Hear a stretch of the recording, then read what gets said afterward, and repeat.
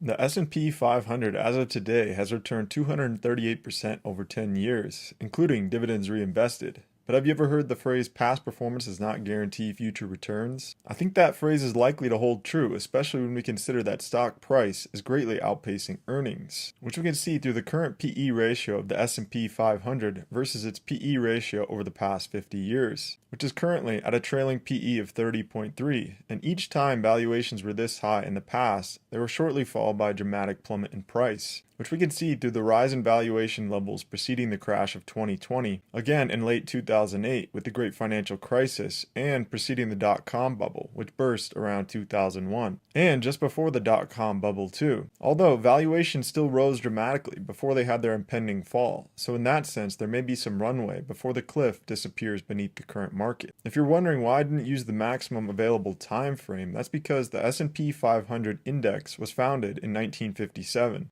And websites use different methods to backfill data before the index was actually created. Another metric that I use personally to determine value when buying stocks is the current dividend yield of a company in comparison to its own 5 and 10-year dividend yield history. By current dividend yield, the S&P 500 is vastly overvalued with a current yield of just 1.2%, which is a 10-year low, again indicating overvaluation. This ability of being able to see the dividend yield of an ETF over a 10-year period is a feature I love about seeking alpha, and if you also see value in this data, I have a link below which will give you a $30 discount off the premium membership and a 7-day free trial. The next all-important metric for determining relative value in the S&P 500 can be seen through the standard deviation channel, which is a statistical tool that determines the average price over a given period, shown with this center yellow line. Here we have the first S&P 500 ETF SPY since inception in 1993, and the current price level that we're at has never been so far away from the average price over this entire period.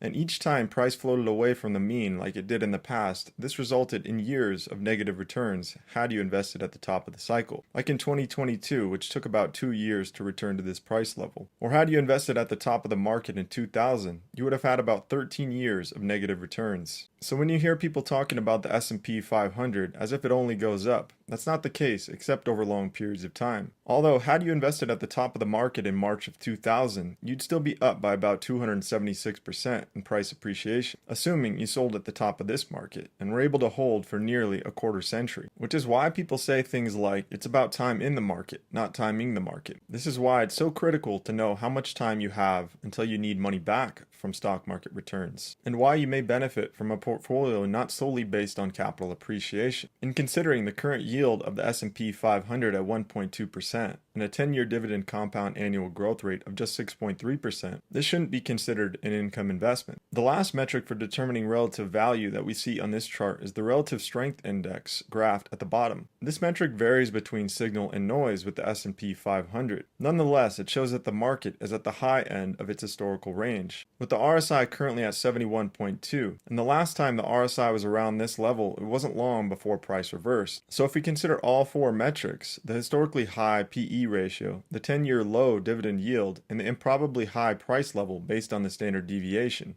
in correlation with the RSI, the market looks ripe for a serious price reversal. But what can we do with this information? I think the most critical plan of action is to know your investment time frame and not to sell at the bottom. Or you could invest for income with quality dividend ETFs like SCHD rather than banking on price appreciation. And if you're interested in stocks that will likely outperform the market over the coming years, check out this video covering AutoZone.